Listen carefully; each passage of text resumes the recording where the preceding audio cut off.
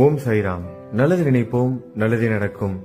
ஸ்ரீ சாய்நாத ஸ்ரவண மஞ்சரி. ஸ்ரீ கணேசாய நமக. எல்லாவற்றிற்கும் ஆதாரமானவனே, மயூரேச்சவரா, எல்லாவற்றிற்கும் சாட்சியாக விளங்குபவனே, கௌரியின் புதல்வனே, எண்ணங்களுக்கெல்லாம் அப்பாற்பட்டவனே, பெருத்த வயிறுடையவனே, ஸ்ரீ கணபதியே என்னை காத்தருள்வீர். நீ எல்லா பூதகணங்களுக்கும் முதல்வன், தலைவன். எனவே கணேசன் என அழைக்கப்படுகிறாய். நீ எல்லா சாஸ்திரங்களாலும் ஏற்றுக்கொள்ளப்பட்டவன். புனிதமான முகமுடைய பாலசந்திரனே, சாரதே, வாக்கின் தெய்வமே, நீ வார்த்தைகளுக்கெல்லாம் தலைவி, உலகின் உயிரோட்டத்தின் காரணகர்த்தாவே, நீ படைப்பாளிகளின் இறைவி, நீ எப்போதும் இத்தேசத்தின் அணிகலன், எங்கும் நிறைந்து இருக்கும் எல்லையில்லாத சக்தியே, உலகின் தாயே, உன்னை வணங்குகிறேன். பூரண முழுமையான பரபிரம்மே, மகான்களுக்கு பிரியமானவனே, பண்டரிநாதன் உருவில் வெளிப்பட்ட அவதாரமே, நீ அன்பு கடவுள், எல்லையற்ற கருணையுள்ளம் கொண்டவனே, பாண்டுரங்கா நரகரி.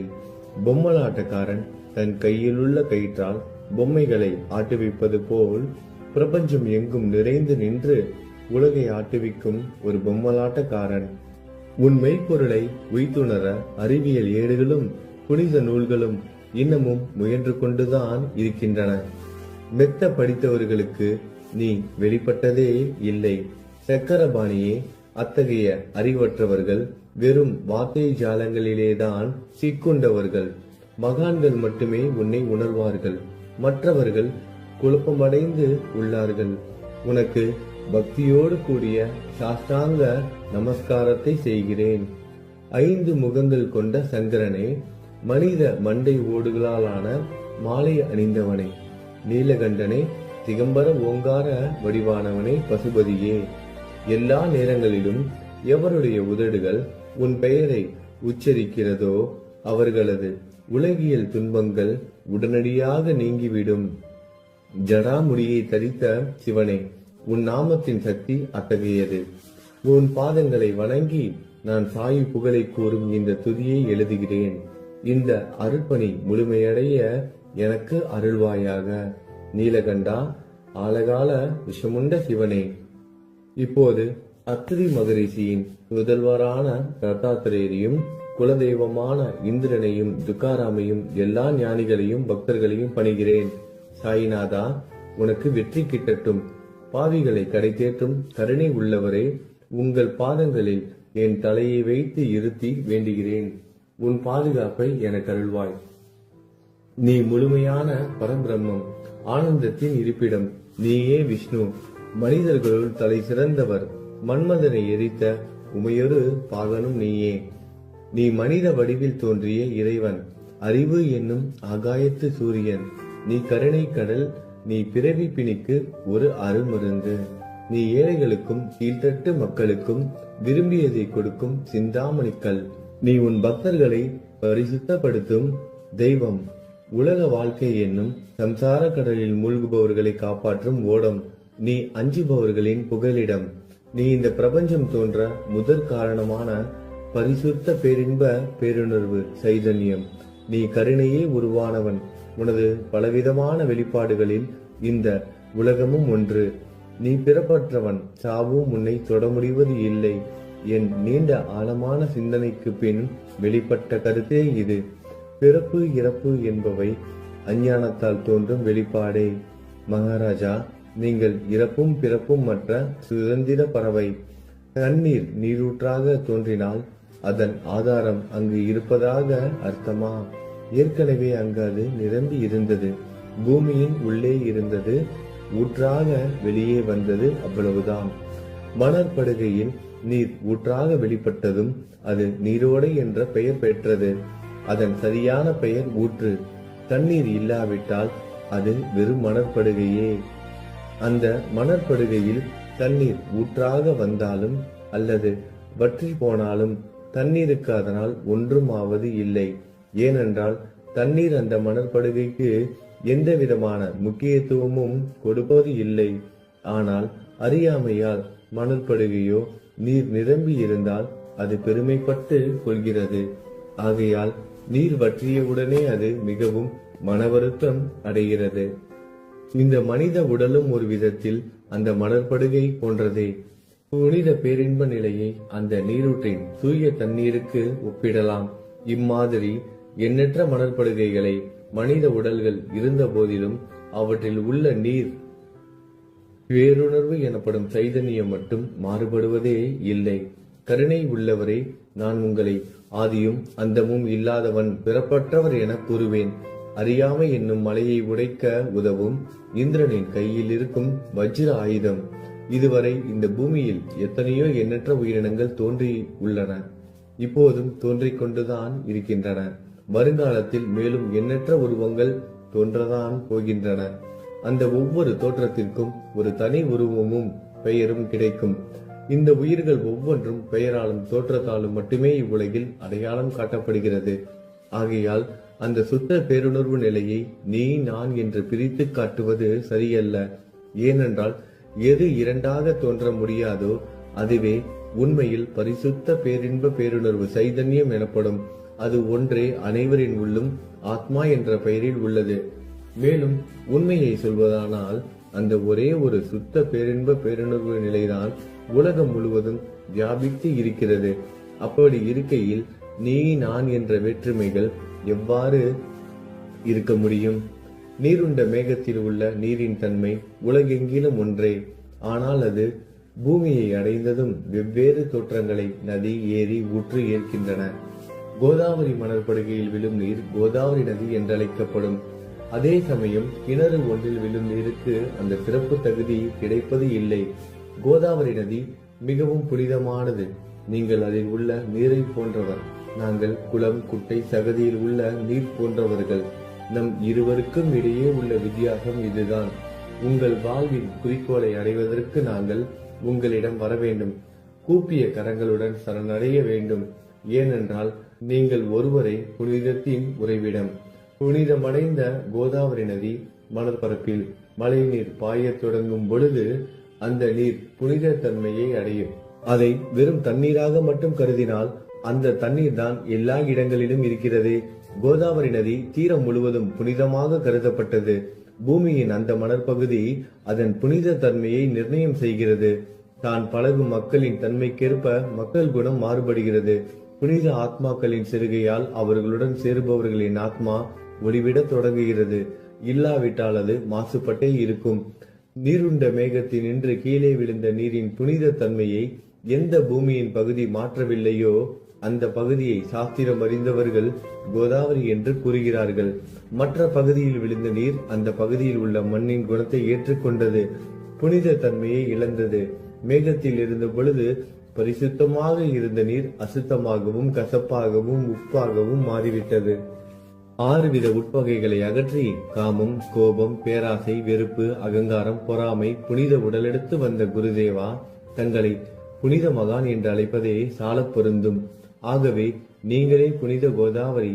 நீங்கள் கூடம் போடப்பட்டதாலேயேதான் நான் உங்களை புனித கோதாவரியாக உருவகம் செய்கிறேன். இயங்கும் அத்தனை படைப்புகளிலும் நீங்கள் சிறப்புற முதன்மை பெறுகிறீர்கள். பிரம்மா உயிர்களை படைக்க ஆரம்பித்ததிலிருந்தே உலகம் தோன்றியது முதல் கோதாவரி நதி இருக்கிறது. நீர் நிறைந்து பாயும் அந்த நதியில் இன்று வரை தண்ணீர் வற்றியதே இல்லை. ராவணனின் எதிரியான ராமர் கோதாவரி நதியின் கரைக்கு வந்தபோது ஓடிக்கொண்டிருந்த தண்ணீர் இன்று வரை அதே இடத்தில் எப்படி இருக்க முடியும் என்று சற்றே யோசித்து பாருங்கள். கோதாவரி நதியின் மணற்படுக்கை மட்டும் அதேதான். தண்ணீர் கடலை சென்றடைந்து விட்டது. ஆனால் அந்த கோதாவரி நீர்ப்படுகையுடன் புனிதத்தன்மை மட்டும் என்றுமே மாறாமல் இன்று வரை அப்படியே உள்ளது. ஒவ்வொரு வருடமும் பழைய நீர் வெளியேறி புதிய நீர் அதற்குள் பாய்கிறது. உங்களுக்கு தெரிந்த வாழ்க்கை நீதிதான் அது. ஒரு நூற்றாண்டை ஒரு ஆண்டாக கணக்கிட்டால் அந்த நூற்றாண்டில் தோன்றிய முனிவர்கள் பாயும் நீரை போன்றவர்கள். அவர்களில் மிகப்பெரிய மகான்கள் அந்த நீரில் தோன்றும் அலைகள் போன்றவர்கள். இந்த புனித கோதாவரி நதியில் முந்தைய நூற்றாண்டுகளில் சனாதர், சனதர், சனந்தனர் போன்ற மகான்கள் வெள்ளமாக தோன்றினார்கள். பிறகு நாரதர், தும்ரு, துருவன், பிரகலாதன், மகாபலி சக்கரவர்த்தி, சபரி, அங்கதன், வாயுகுமாரனான அனுமான், விதுரர், கோபர்களும் கோபியர்களும் வெள்ளமாக தோன்றினர். இவ்வாறு இன்று வரை கடந்த நூற்றாண்டுகள் ஒவ்வொன்றிலும் ஒன்றன் பின் ஒன்றாக மகான்களாகிய வெள்ளம் தோன்றியது. அவற்றை எல்லாம் என்னால் ஞாபகப்படுத்தி கூற முடியவில்லை. சாய்நாதா, இந்த நூற்றாண்டில் 19ஆம் நூற்றாண்டு புனித கோதாவரி நதியில் சந்தேகத்திற்கு இடமில்லாமல் நீங்கள் வெள்ளமாக பாய்ந்தீர்கள். எனவே உமது தெய்வீகமான பாதங்களை வணங்குகிறேன் மகாராஜா. நான் செய்யும் தவறுகளை உங்கள் கவனத்தில் வைத்துக் கொள்ள வேண்டாம் என மன்றாடி கேட்டுக்கொள்கிறேன். நான் ஒரு எளியவன், அறியாதவன், தீய குணங்கள் கொண்ட மிகப்பெரிய பாவி. என்னை புறம் தள்ளி விடாதீர்கள், கைவிட்டு விடாதீர்கள். மட்டமான உலோகத்தையும் தங்கமாக மாற்றும் சக்தி கொண்ட ரசவாதக்கல் இரும்பினுடைய இயற்கையான தன்மைகளை பொருட்படுத்துவது இல்லை. கோதாவரி நதி தன்னுள் கலக்கும் சிறு ஓடைகளை திருப்பி அனுப்புவது இல்லை. அநேக தீய குணங்களை என்னுள் கொண்டவன் நான். உங்களது கருணை மிகுந்த பார்வையால் அவற்றை சடுதியில் அழித்து விடுங்கள். இது மட்டும்தான் உங்கள் அடிமையான தாசனேவின் வேண்டுகோள். ரசவாத கல்லின் தொடர்பு ஏற்பட்டும் இரும்பின் இயற்கை தன்மைகள் அளிக்கப்படாவிட்டால் குருதேவா, அது ரசவாத கல்லின் பெருமைக்கு இழுக்கு அல்லவா? என்னை பாவியாகவே இருக்கும்படி விட்டு விடாதீர்கள். தங்களை குறைவாக மதிப்பிட்டுக் கொள்ளாதீர்கள். நீங்கள் ரசவாத கல், நான் இரும்பு. எனக்கு ஏற்படும் இழிவுகள் தங்களுக்கு ஏற்படும் இழிவுகள் அல்லவா? ஒரு குழந்தை தவறு செய்து கொண்டேதான் இருக்கிறது. ஆனால் அதற்காக தாயார் கோபமடைவது இல்லை. இதை தாங்கள் நினைவில் வைத்துக் கொண்டு எனக்கு உங்கள் அருள் ஆசிகளை தாருங்கள். சத்குரு சாய்நாதா, நீங்கள் எனது கற்பக விருட்சம், சம்சார கடலை கடக்க உதவும் கப்பல். சந்தேகத்திற்கு இடமின்றி நீங்கள் ஒருவர் மட்டுமே என்னை கடை தேற்ற முடியும். நீங்கள் எனக்கு காமதேனுவாகிய பசு. நீங்கள் சிந்தாமணிக்கல், ஞானவானில் சூரியன் தாங்கள். நீங்கள் நற்பண்புகளின் சுரங்கம், சொர்க்கத்திற்கு ஏறி செல்ல உதவும் ஏனி நீங்கள். புனித செயல்களின் நிறைகள் நிறைய கொண்டவரை, பரிசுத்தமானவரை, சாந்தி மற்றும் பேரின்பத்தின் மொத்த உருவமே, இரண்டாக இல்லாதவரே, வேறுபாடு இல்லாதவரே, அறிவு கடவுளே, குறைகளற்ற முழுமையான அறிவாக உருவெடுத்தவரே, மனிதர்களில் உன்னதமானவரே, சாந்தி மற்றும் மன்னிப்பதின் உறைவிடமே, பக்தர்களின் அடைக்கலமே, என்னை ஆசீர்வதியுங்கள், என்னை ஆசீர்வதியுங்கள். சத்குரு மச்சீந்திரநாதர். கலியுகம் ஆரம்பித்தவுடன் மகாவிஷ்ணுவால் உலகம் உய்ய அனுப்பப்பட்ட 9 நாதர்களில் ஒருவர் நீயே. சிவன் நெற்றிக்கண்ணை திறந்தவுடன் அந்த அக்னியில் தோன்றிய மகாத்மா ஜாலந்தரும் நீயே. நீங்கள் மகாராஷ்டிராவில் தோன்றி பக்தி மார்க்கத்தை பரப்பிய ஞானிகள் நிவர்த்திநாதர், ஞானேஸ்வரர், கபீர்தாசர், ஷேக் முகமது, ஏகநாதர். நீங்கள் போதவா தத்தகுருவின் குரு நீங்களே. பண்டரிநாதரின் அடியவர் சாவதா மாலி. நீங்கள் உண்மையில் ஆஞ்சநேயரின் மறு அவதாரம் ராமதாசர். நீங்கள் மகாராஷ்டிர ஞானி பாண்டுரங்கன் மீது அபகங்கள் என்னும் கீர்த்தனை நிறைய இயற்றிய துகாராம்.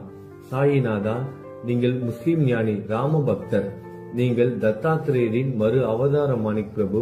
உங்களது இன்றைய அவதாரம் தோற்றம் மற்றும் உங்களுடைய எண்ணற்ற தன்மைகளை புரிந்து கொள்ள உண்மையில் கடினமாக இருக்கிறது. உங்களது ஜாதி குலம் பற்றிய எதையும் நீங்கள் எவருக்கும் வெளிப்படுத்தியது இல்லை. சிலர் உங்களை முஸ்லீம் என்கிறார்கள், சிலர் உங்களை பிராமணர் என்கிறார்கள். கிருஷ்ணரை போன்று எண்ணற்ற தெய்வீக லீலைகளை செய்வதெல்லாம் உங்களுக்கு ஒரு விளையாட்டு.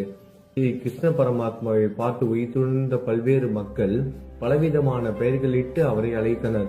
சிலர் அவரை யது குலத்தின் அணிகலன் என்றார்கள். சிலர் அவரை மாடுகள் மேய்க்கும் இடையன் என்றனர். யசோதை அவரை பச்சிலம் குழந்தை என்றாள். கிருஷ்ணனின் மாமனாகிய கம்சன் அவரை மகா காலன், உயிரை குடிக்கும் யமன் என்றான். அர்ஜுனன் அவரை எங்கும் நீக்கமர நிறைந்துள்ளவர் என்றான். அவ்வாறே குருநாதா, ஒவ்வொரு மனிதனின் மனநிலைக்கு ஏற்ப, அவரவர் எண்ணங்களுக்கு ஏற்ப உங்களுக்கு பெயர்களை சூட்டினார்கள்.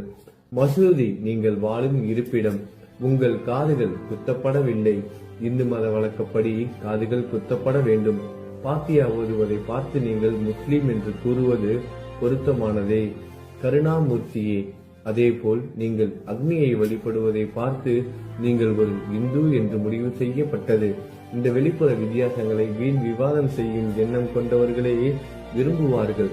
உண்மையான ஞானத்தில் ஆர்வம் கொண்டவர்கள் இந்த வெளிப்புற வேறுபாடுகளுக்கு முக்கியத்துவம் தரமாட்டார்கள். நீங்கள் பிரம்மத்தின் நிலையில் இருக்கிறீர்கள். ஜாதி குலம் போன்றவை உங்களுக்கு முக்கியமில்லை. நீங்கள் எல்லோருக்கும் மேலான உயர்ந்த குருவாகவும் இந்த பிரபஞ்சத்தை படைத்தவராகவும் இருக்கிறீர்கள். முஸ்லிம் இந்துக்களுக்கிடையே பகைமை உணர்வு ஏற்பட்டதால் அவர்களுக்கிடையே இணக்கமான உறவையும் ஒற்றுமையையும் ஏற்படுத்துவதற்காகவே நீங்கள் மசூதியில் அமர்ந்து அக்னி வழிபாட்டை நடத்தி உங்கள் லீலைகளை பக்தர்களுக்கு காட்டினீர்கள். நீங்கள் ஜாதி மதங்களுக்கு அப்பாற்பட்டவர். நீங்கள் பிரம்மமே. உண்மையில் அதுவே நீங்கள் உண்மையில் எண்ணங்களுக்கும் அப்பாற்பட்டவர். உங்களை பற்றிய வாத பிரதிவாதங்கள், ஊகங்கள், ஆதாரம் இல்லாத கருத்துக்கள் நடமாடும் இடத்தில் என் வார்த்தைகளுக்கு முக்கியத்துவம் எப்படி கிடைக்கும்? ஆனால் உங்களை பார்க்கும் பொழுது என்னால் மௌனமாக இருக்க முடியவில்லை. வார்த்தைகளால் போற்றுதலே உலக வழக்கில் உள்ள ஒரே வழக்கம். ஆகையினால் உங்கள் அருளாசியுடன் வார்த்தைகளால் எப்படியெல்லாம் போற்ற முடியுமோ அவ்வண்ணமே போற்றி புகழ்கிறேன். கடவுளின் நிலையை விட மகான்களின் நிலை வேறுபட்டு மிக உயர்ந்ததாகவும் இருக்கும். மகான்களின் அருகில் நான், எனது போன்ற எண்ணங்களுக்கு இடமே இல்லை. கடவுளை வெறுத்ததால் இரணியகசிபுவும் ராவணனும் கொல்லப்பட்டனர். மகான்கள் கைகளால் இத்தகைய துசம்பவங்கள் ஏற்பட்டதே இல்லை. அரசன் கோபிசந்தன் முனிவர் ஜாலந்தரை சாணக்குவியலுக்குள் புதைத்தான். ஆனால் அந்த நிலையிலும் அரசரின் அந்த செயலுக்காக அந்த முனிவர் வருத்தப்படவே இல்லை. அரசரின் அந்த செயலுக்கு நேர்மாறாக அந்த அரசனை சம்சார சூழலிலிருந்து விடுவித்து அவனை முக்தியடைய செய்தார். மகான்களின் சக்தி இப்படிப்பட்டதே. அவற்றை விவரித்து கூற முடியாது. மகான்கள் சூரியனை போன்றவர்கள். அவர்கள் கருணை ஒளிவிட்டு பிரகாசிக்க கூடியது. மகான்கள் சந்திரனை போல் இதயத்திற்கு ஆறுதல் கொடுப்பவர்கள். சந்திரனின் மேன்மையான ஒளிக்கதிர்கள் போல் அவர்களது அருள் ஒளி வீசும். மகான்கள் இதமளிக்கும் கஸ்தூரி போன்றவர்கள். அவர்கள் அருள் அதன் நறுமணம் போன்றது. மகான்கள் சாறு நிரம்பிய கரும்பு போன்றவர்கள். அவர்களின் அருள் அந்த கரும்பு சாற்றினை போல் இனிப்பானது. நிச்சயமாக மகான்கள் நல்லவர்களிடமும் தீயவர்களிடமும் ஒரே விதமாக நடந்து கொள்கின்றனர். அதற்கும் மேலாக பாவிகளிடம் அவர்கள் காட்டும் அன்பு அளவிட முடியாதது. கோதாவரி நதியில் அழுக்கடைந்த துணிகளை சுத்தம் செய்யப்பட வேண்டி வருகின்றன. சுத்தமான துணிகள் கோதாவரி நதி நின்று வெகு தூரத்தில் பெட்டியிலேயே தங்கிவிடுகின்றன.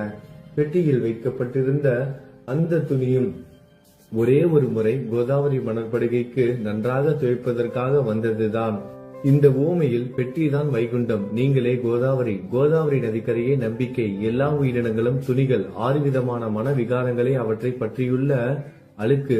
அவை காமம், கோபம், கஞ்சுத்தனம், மதம், பொறாமை, மோகம் என்பவையே. தங்கள் பாதார விந்தங்களை வணங்குவதை கோதாவரியில் செய்யப்படும் புனித குளியல் எல்லா பாவங்களையும் மன அழுக்குகள் போக்கி சமத்தரே எங்களை சுத்தப்படுத்தும். சம்சார வாழ்க்கையில் உழலும் மக்களாகிய நாங்கள் மேலும் மேலும் பாவம் செய்கிறவர்களாக இருக்கிறோம். எனவே மகான்களின் தரிசனம் பெறுவதற்கு நாங்கள் தகுதியுடையவர்கள் ஆகிறோம். கோதாவரி நதியில் தண்ணீர் நிரம்பி உள்ளது.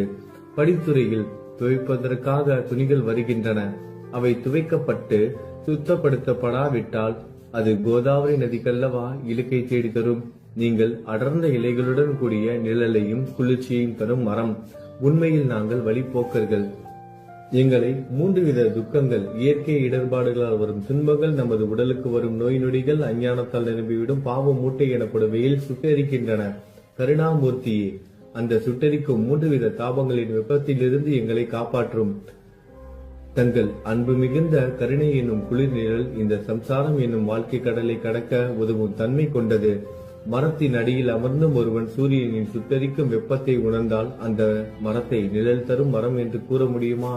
பாருங்கள், உங்கள் அருளின்றி இந்த உலகில் நல்லது என்பது ஏற்படுவது இல்லை. எனவே தர்மத்தை நிலைநிறுத்துவதற்காக சேஷசாயி பாம்பு படுக்கையில் இருப்பவனே அர்ஜுனனுக்கு நண்பனாக, வழிகாட்டியாக மற்றும் ஆன்மீகவாதியாக மாறினார். சுக்ரீவனின் அன்பினாலேயே விபீடனன் அரசன் ராமனின் நட்பை பெற்றான். ஸ்ரீ ஹரியும் மகான்கள் மூலமாகத்தான் பெருமை பெற்றார். பிரம்மம் உருவமற்றது. எனவே வேதங்களால் அதை வர்ணிக்க முடியவில்லை. பூமியில் அதை மனித உருவில் தோன்ற வைத்து மகான்கள் அதன் உருவமற்ற தன்மையை மாற்றினர். தாமாஜி என்ற பக்தருக்காக பாண்டுரங்கனை ஒரு தாழ்த்தப்பட்ட குலத்தில் பிறக்க வைத்தார். சோகமேளா என்ற பக்தருக்காக உலகின் தெய்வமாகிய இறைவனை இறந்த எருமைகளின் உயிரற்ற உடல்களை எடுக்க வைத்தார். மகான்களின் பெருமையை உணர்ந்த இறைவன் தண்ணீர் சுமந்து உழைத்தார். உண்மையில் மகான்கள் எல்லாவற்றையும் தாங்கும் சக்தியும் சச்சிதானந்த பிரபுவும் ஆகிய இறைவனின் எஜமானர்களே. இதற்கு மேலும் சொல்வதற்கு ஏதும் இல்லை. நீங்களே என் தாயும் தந்தையும். ஷீரடி கிராமத்தில் வசிக்கும் சத்குரு சாயிநாதா பாபா, உங்கள் லீலைகளை எவர் ஒருவராலும் உண்மையிலேயே முழுமையாக புரிந்து கொள்ள முடியாது என்கிற போது சாதாரண மனிதனாகிய நான் எவ்வாறு அவற்றை விளக்க முடியும் என்று கூறுங்கள். எல்லா உயிரினங்களையும் காப்பாற்ற நீங்கள் ஷீரடிக்கு வந்திருக்கிறீர்கள். மண் அகல் விளக்குகளில் வெறும் தண்ணீரை ஊற்றி அவற்றை எரிய வைத்தீர்கள். மிக குறுகிய மரப்பலகையை கொஞ்சம் ஊஞ்சல் படுக்கையாக்கி உங்கள் யோக சக்தியை உங்கள் பக்தர்களுக்கு காட்டினீர்கள். அநேக பெண்களின் மலட்டுத்தன்மையை முழுவதுமாக நீக்கினீர்கள். உதியின் மூலம் அநேக பேரின் வியாதிகளை குணமடைய செய்தீர்கள். இவ்வுலக சம்பந்தமான துன்பங்களை நீக்குவது உங்களுக்கு ஒரு பொருட்டே அல்ல. யானை ஒன்று எறும்பை சுமையாக கருதுமா? குருராயா, இப்பொழுது இந்த எளியவன் பால் கருணை காட்டுங்கள். உங்கள் பாதங்களில் சரணடைந்து விட்டேன். என்னை திருப்பி அனுப்பி புறம் தள்ளி விடாதீர்கள். மகாராஜ், நீங்கள் அரசர்களுக்கெல்லாம் அரசன். நீங்கள் குபேரனை விட செல்வம் அடைந்தவர். நிச்சயமாக தன்னிகரற்ற வைத்தியர். உங்களை விட மேலானவர் எவரும் இல்லை. மற்ற கடவுள்களை வணங்குவதற்கு தனித்தனியாக பூஜை பொருட்களும் வழிபாட்டு முறைகளும் உள்ளன. ஆனால் உங்களை வணங்குவதற்கு தகுதியான பொருட்களே இந்த உலகில் இல்லை. சூரியனின் ராஜ்யத்தில் தீபாவளி பண்டிகையை கொண்டாடுவது என்றால் எவ்விதமான பொருட்களை கொண்டு அதை கொண்டாடுவோம்? சமுத்திரத்தின் தாகத்தை தணிக்க பூமியில் போதுமான தண்ணீர் கிடைக்காது. நெருப்பை சூடாக்குவதற்கு எங்கிருந்து அக்னியை கொண்டு வருவது? ஸ்ரீ சமர்த்த குருராயா, பூஜை செய்ய உதவும் பொருட்கள் யாவற்றிலும் இருப்பது உன் ஆத்மாவே. ஆரம்பம் முதலே அவை உன் ஒரு பகுதியே. மேலே கூறப்பட்டவை எல்லாம் தத்துவார்த்த ரீதியில் கூறப்பட்டவையே. எனக்கு ஏற்பட்ட அடிப்படையில் கூறப்பட்டவை அல்ல. அனுபவங்கள் இன்றி கூறப்படும் வார்த்தை ஜாலங்கள் வீணே. சம்பிரதாய சடங்குகளின்படி உங்களுக்கு பூஜை செய்ய வேண்டும் என்றால் அதனை செய்வதற்கு தேவையான பூஜை சாமான்கள் என்னிடத்தில் இல்லை என் குருநாதா. கருணையுடையவரை, அடிக்கடி என் கற்பனை திறனின் அடிப்படையில் உங்களுக்கு நான் வழிபாடு செய்கிறேன். அந்த வழிபாட்டை இந்த அடிமையிடமிருந்து ஏற்றுக்கொள்ளுங்கள். இப்போது என் அன்பு கண்ணீரால் உங்கள் கால்களை கழுவுகிறேன். உண்மையான பக்தி என்னும் சந்தனத்தை அரைத்து சாந்தாக்கி உமக்கு இடுகிறேன். அழகிய வார்த்தைகளால் எழுதப்பட்ட இந்த துதி என்னும் கம்னியை உமக்கு அணிவிக்கிறேன். இந்த புகழ் மாலையை உங்கள் கழுத்தை சுற்றி அணிவிக்கிறேன். என் கெட்ட குணங்களை தூபமாக்கி உமக்கு முன் எரிய விடுகிறேன். தீய குணங்களின் கூட்டு பொருளே ஆனாலும் அது எரியும் போது அதிலிருந்து தீய வாசனை எழுவது இல்லை. சத்குருவுக்கு முன்பு இல்லாமல் வேறு எங்காவது இந்த தூபம் எரிய விடப்பட்டால் அங்கெல்லாம் அந்த தூபத்தின் நிலை கீழே கொடுத்த மாதிரி ஆகும். அதாவது சாம்பிராணியை நெருப்பில் போட்டவுடன் அது பொசுங்கி அதில் உள்ள நல்ல மனம் என்ற நற்குணம் அதை விட்டு மறைந்து போகிறது. சத்குருவே, உமக்கு முன் அதை எரிய விட்டால் இதற்கு மாறாக நிகழ்கிறது. தீய தன்மைகள், அழுக்குகள் அக்னியில் எரிந்து விடுகின்றன. உலகம் பார்த்து சந்தோஷப்படும் வகையில் அதன் நற்குணம் அதிலேயே தங்கிவிடும். மனதில் உள்ள தீய குணங்கள் யாவும் எரிந்த பிறகு மனம் மாசற்றதாகிறது. கங்கையில் உள்ள மாசுக்கள் நீங்கியவுடன் கங்கை புனிதமடைகிறது. மாயை, மோகம் என்ற தீபத்தை உமக்கு ஏற்றி காட்டுகிறேன். அதன் மூலம் என் மனம் வைராக்கியத்தை அடைய அருள் செய்வீராக. குருராயா, பரிசுத்தமான நம்பிக்கை என்ற சிம்மாசனத்தை நீங்கள் என்னுள் அமர்வதற்கு ஆசனமாக உமக்கு தருகிறேன். அதை பெற்றுக்கொண்டு எனது பக்தி என்ற நைவேத்தியத்தை ஏற்றுக்கொள்ளுங்கள். பக்தி என்ற நைவேத்தியத்தை ஏற்றுக்கொண்டு அதன் சாரத்தை எனக்கு கொடுப்பீராக. ஏனெனில் நான் உமது பால்குடி மாறாத பச்சிலம் குழந்தை. உங்கள் அருட்பாலில் எனக்கு உரிமை உண்டு. எனது மனதையே உமக்கு தட்சணையாக கொடுக்கிறேன். ஆகையால் நான் செய்யும் காரியங்கள் யாவற்றிலும் நான் செய்பவன் என்று உரிமை கொண்டாட முடியாது. ஏனென்றால் நினைக்கும் மனதை தான் உமக்கு அர்ப்பணித்து விட்டேனே. இப்பொழுது பணிவுடன் கூடிய பிரார்த்தனையோடு உங்களை சாஷ்டாங்கமாக நமஸ்காரம் செய்கிறேன். தெய்வீக சாயிநாதா, தயவு செய்து நீங்கள் அதை ஏற்றுக்கொள்ளுங்கள். 8 பிரார்த்தனைகள்.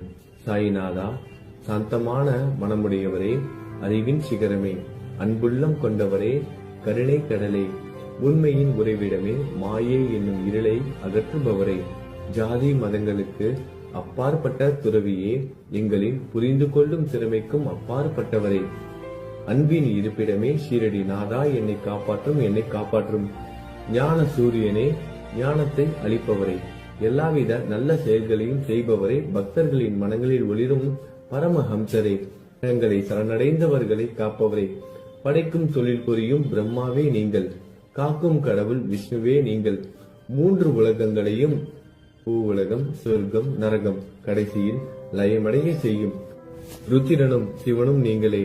நீங்கள் இல்லாத இடமே இந்த பூமியில் ஏது? எல்லாம் அறிந்த இறைவன் நீங்கள். நீங்கள் அனைவரின் இதயங்களிலும் வசிப்பவரும் நீங்களே.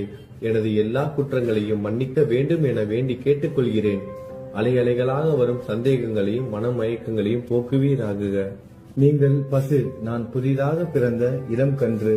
நீங்கள் சந்திரன், நான் சந்திர காந்தக்கல். தங்கள் பாதங்கள் கங்கை நதி, புண்ணியத்தை தருவதால் பணிவுடன் இந்த அடிமை உங்களுக்கு தலை வணங்குகிறேன். உங்கள் கைகளை என் தலை மீது வைத்து ஆசி கூறுங்கள். கவலைகளும் துன்பங்களும் பறந்தோடட்டும். நான் உங்கள் அடிமை.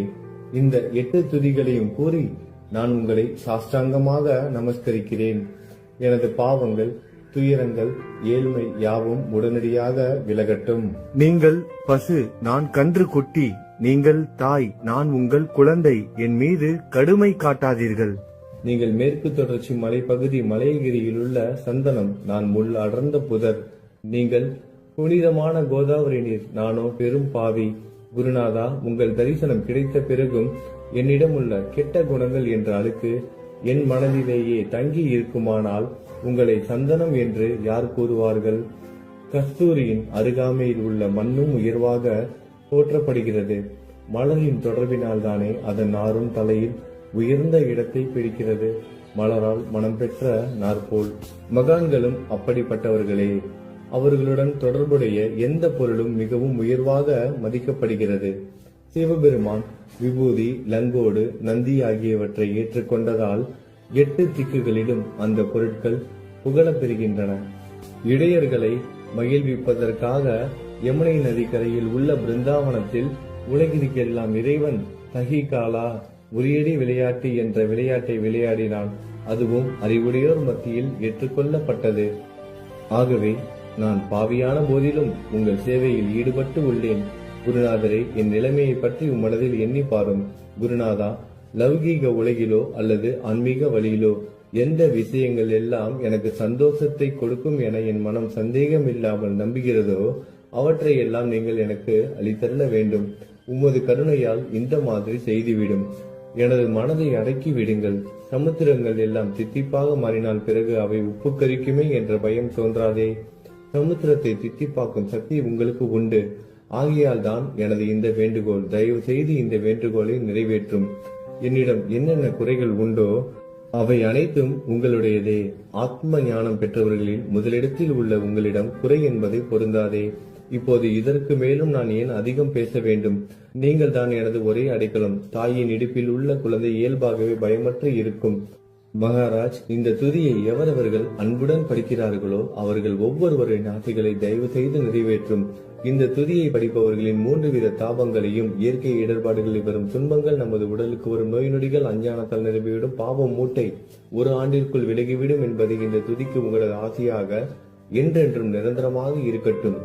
குளித்து முடித்துவிட்டு மனதில் முழுமையான நம்பிக்கையுடன் தொடர்ந்து இந்த துதியை பாராயணம் செய்ய வேண்டும். அப்படி முடியாவிட்டால் வாரம் வாரம் வியாழன் தோறும் சத்குருவை வணங்கி அவர் உருவை தியானம் செய்து கொண்டு இந்த துதியை பாராயணம் செய்யுங்கள். இதுவும் கூட முடியாவிட்டால் மாதம் மாதம் வரும் 2 ஏகாதசி தினங்களில் இந்த துதியை பாராயணம் செய்யுங்கள். இது ஏற்படுத்தும் விளைவுகளை பார்த்து அதிசயப்படுவீர்கள். குருமூர்த்தியான சாயிநாதர் இந்த துதியை பாராயணம் செய்பவர்களுக்கு இவ்வுலகியல் ஆசைகளை முழுமையாக உடனடியாக நிறைவேற்றுவார். இந்த துதியை திரும்ப திரும்ப பாராயணம் செய்வதால் முட்டாள்கள் கூர்மையான புத்தியை அடைவார்கள். யாராவது வாழ்நாளாவது குறைவானதாக இருப்பின் இந்த துதியை அவர்கள் படிப்பதால் 100 ஆண்டு காலம் வாழ்வார்கள். இந்த துதியை தொடர்ந்து பாராயணம் செய்து வந்தால், செல்வம் குறைவாக இருந்தால், ஏழையாக இருந்தால், செல்வத்தின் அதிபதி குபேரன் அவர்கள் வீட்டிற்கு வந்து தங்கி அவர்களுக்கு ஏவல் புரிவான். இது சத்தியம், இது சத்தியம், இது சத்தியம் என 3 முறை கூறுகிறேன். குழந்தை செல்வம் இல்லாதவர்கள் இந்த துதியை தொடர்ந்து படித்து வந்தால் குழந்தை செல்வம் பெறுவர். இந்த துதியை படிப்பவர்களின் வியாதிகள் எல்லா பக்கங்களிலும் பறந்தோடிவிடும். வியாதியை நின்று குணம் கிடைக்கும். இந்த துதியை திரும்ப திரும்ப படிப்பதால் பயம் மற்றும் கவலை மறைந்து போகும். மதிப்பும் மரியாதையும் கிடைக்கும். அழிவற்ற பிரம்மத்தை உணர்வார்கள். பிரம்ம ஞானம் கிட்டும். அறிவுடையோரே, இந்த துதியின் மீது உங்கள் இதயங்களில் முழுமையான நம்பிக்கை வையுங்கள். சந்தேகங்கள், நம்பிக்கையின்மை, தவறான எண்ணங்கள் ஆகியவற்றிற்கு கொஞ்சம் கூட மனதில் இடம் கொடுக்காதீர்கள். சீரடிக்கு புனித பயணம் மேற்கொள்ளுங்கள். பாபாவின் தாமரை பாதங்களை மனதில் நிறுத்துங்கள். அவர் அனாதைகளின் உறவினர், பக்தர்களின் விருப்பங்களை நிறைவேற்றும் கற்பகத்தரு. பாபாவால் உணர்வூட்டப்பட்டு இந்த துதியை நான் இயற்றினேன். இல்லாவிட்டால் எவ்விதமான முக்கியத்துவமும் இல்லாத என்னால் இந்த துதியை எவ்வாறு எழுத முடியும்? சக ஆண்டு 1840, ஆங்கில ஆண்டு 1918 புரட்டாசி மாதம் வளர்பிறையில் விநாயகர் சதுர்த்தி என்று திங்கட்கிழமை 2வது யாமத்தில் சூரிய உதயத்திற்கு முன் இந்த பாமாலை நிறைவு செய்யப்பட்டது. புனிதம் வாய்ந்த நர்மதா நதிக்கரையில் இந்தூருக்கு அருகில் உள்ள ஊரான மகேஸ்வர சேத்திரத்தில் ஸ்ரீ அகல்யாதேவியின் சந்நிதியில் ஸ்ரீ சாய்நாதரை போற்றி பாடும் இந்த தவண மஞ்சரி நிறைவடைந்தது. மகேஸ்வரம் என்ற புனித ஸ்தலத்தில் இந்த துதி நிறைவடைந்தது. ஸ்ரீ சாய்நாதர் என் மனதிற்குள் புகுந்து இந்த துதியின் ஒவ்வொரு வார்த்தையையும் என்னை கூற வைத்தார். எனது சீடன் தாமோதரன் இதை நான் கூற கூற எழுதினான். தாஸ்கனுவாகிய நான் எல்லா ஞானிகள் மற்றும் துறவிகளின் வேலையால் எங்கும் மங்களம் பொங்கட்டும். ஸ்ரீ சாய்நாதரை போற்றி பணிவுடன் எழுதப்பட்ட இந்த ஸ்ரீ சாய்நாத தவணமஞ்சரி என்ற துதி பாராயணம் செய்பவர்கள் சம்சார கடலை கடக்க உதவட்டும். இது ஸ்ரீ பாண்டுரங்கனுக்கு தாஸ்கனுவின் நம்பிக்கை மற்றும் பணிவோடும் கூடிய பிரார்த்தனை. ஓம் சாய்ராம். நல்லதே நடக்கட்டும். ஓம் சாய்ராம். மங்களம் சுபமங்கலம்.